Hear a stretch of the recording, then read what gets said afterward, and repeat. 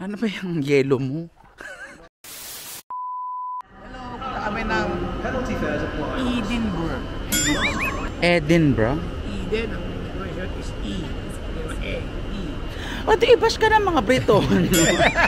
We're going to? Edinburgh. Edinburgh nga. Edinburgh. Anong tama? Edinburgh. Where are we going, Paul? Edinburgh. Ah. Edinburgh. Biglang bago ka. Edinburgh nga.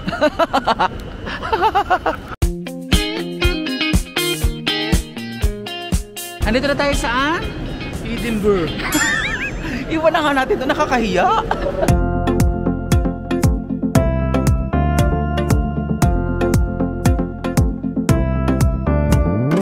Ang ganda-ganda naman ng kanilang lugar. Pinagpala sa lahat. Wow.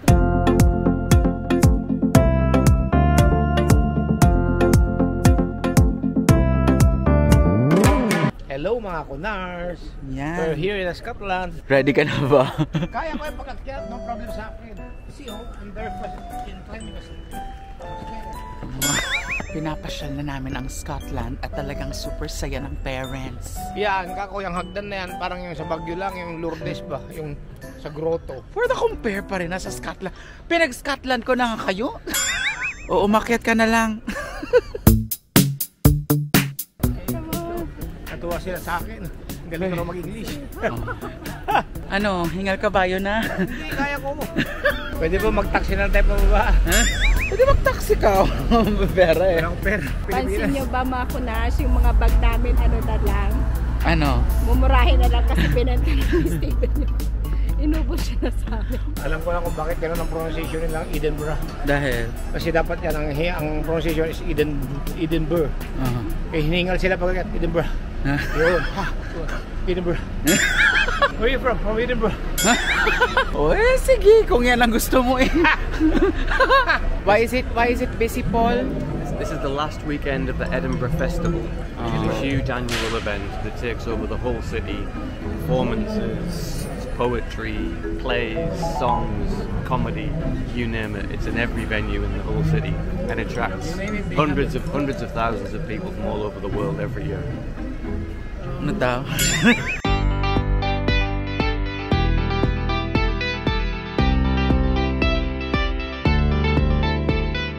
O, diba? Proud kami kasi Ano? naging part kami ng Festival. Festival.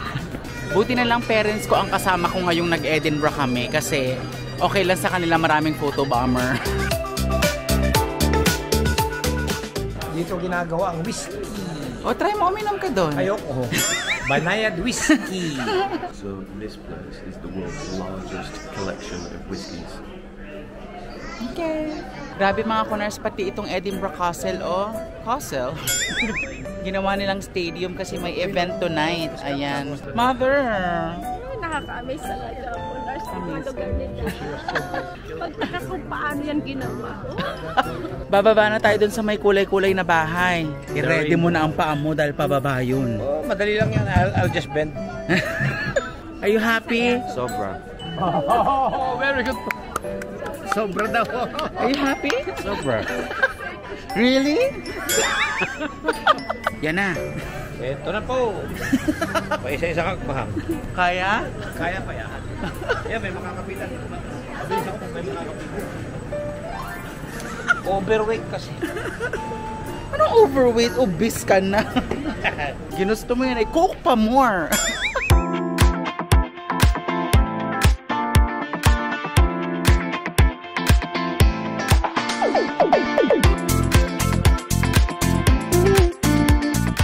Ang bilis mo daw maglakad. Ay, gumaganda yung pakiramdam ko kasi para akong nakahiwalay kay Jonathan. This pub is very famous. It's called The Last Drop because this is where they used to hang people. So the last drop of drink and the last drop before you were hung and died. It's Go your last inside, day. Jonathan. Go inside. No, I don't want to be my last. You last drop. Go inside because we want you to have the last drop. Jonathan, go inside. Want me to drop you? Thank you, Paul, for that trivia. Now we can last job siya. Ang sama mo kay Papa.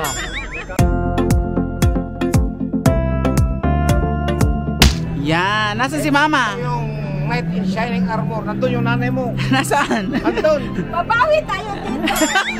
Ang gwapo ng asawa ko. Dito ko lang pala makikita yung aking partner. Ako dyan, mas pogi ako dyan. Tingnan mo.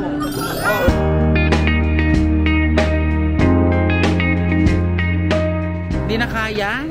Kayang-kaya ko pa yan. Ako pa. Ang hirap pala maging mayaman. Papasyat ka lang na papasyat. Nakakapagod din. The Elephant House Cafe is where J.K. Rowling wrote Harry Potter. Oh. Ano masasabi niyo? Akala niya doon sa ibang restaurant yun, dito. Saan? Sa Elephant House Magical Cafe. Yan. Kilala mo ba si J.K. Rowling? Oh, yung writer ng Harry Potter. This is KJ. Rowling. That's J.K. Rowling. This is KJ Snorkeling. It's Slippers time. Paul, this will be the two of us when we're old. Slippers time.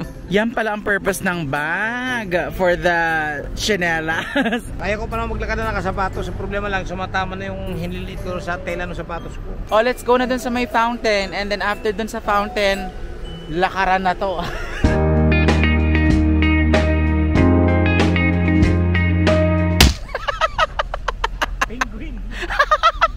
Oh, Mama, you teach Paul how to meditate.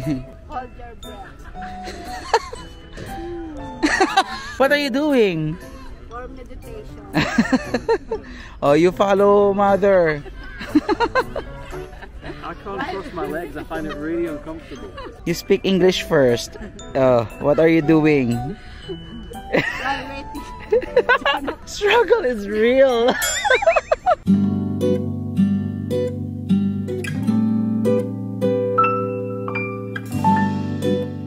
Ayan mga kunars, as you can see, tatlo na lang kami.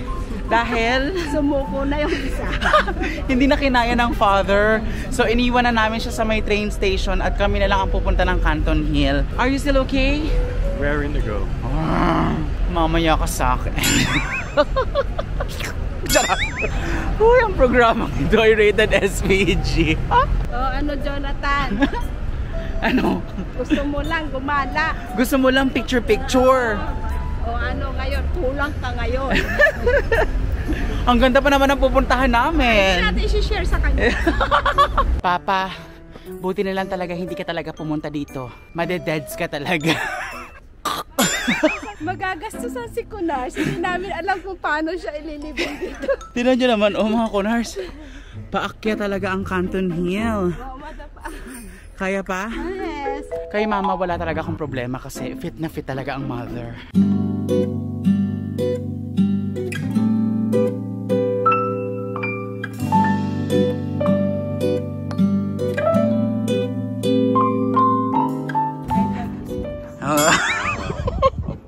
Si compare ka rin pala, Ma. Wala si Papa mo.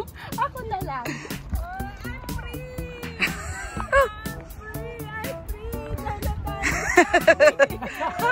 Jonathan, I'm free!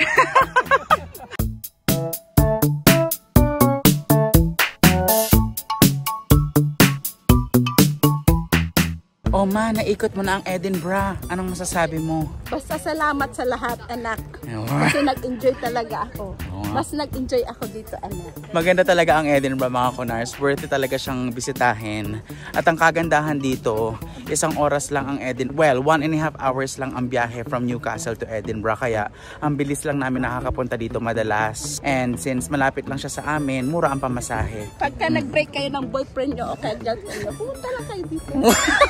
Kaya hindi rin issue sa amin ang uwian kasi ang lapit lang namin dito sa Edinburgh. At sabi nga ng mother ko and agree ako sa kanya, approve talaga sa akin ng Edinburgh. Mas maganda talaga ang Edinburgh. Right, Paul? Maganda, Edinburgh? Sobra. Oh, sabi ko sa inyo eh, magaling akong trainer. Oh, Papa, hindi mo napuntahan yung Canton Hill. Enjoy na enjoy kaya si Mother. Pakita mo sampulan na isang picture. send ka sa kanya. Kaya mo siyang mag-enjoy. Ako okay lang ako basta mag-enjoy mama ko masaya. Wow, plastic sa camera. Hindi naman ganyan yung sino. Anong ginagawa mo? Ang hilig mo sa mga ganyan. Ang lakas makatita ng mga posing mo.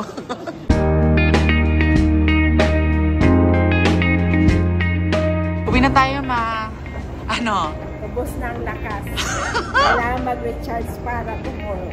Dahil? Nagkala na naman din tayo.